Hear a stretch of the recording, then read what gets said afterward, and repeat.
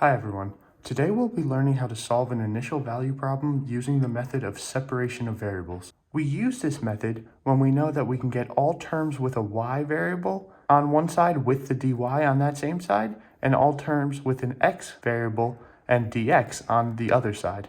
The first step to do is to get all the y variables with the dy on one side and all the x variables with the dx on the other side. So in this case, we can cross multiply. The next step is to integrate with respect to y on the left side and integrate with respect to x on the right side, making sure to add plus c after integrating with respect to x on the right side. The third step is to solve for y.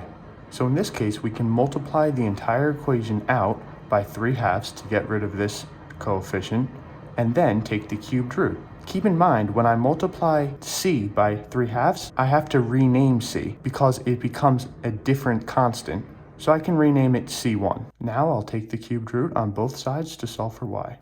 This is the general solution of the initial value problem. To solve for the particular solution, we use the initial condition y of 0 equals 1. Doing so, we substitute 0 for x and 1 for y to solve for c1. Then we plug that value for c1 into the general solution, and we have the particular solution.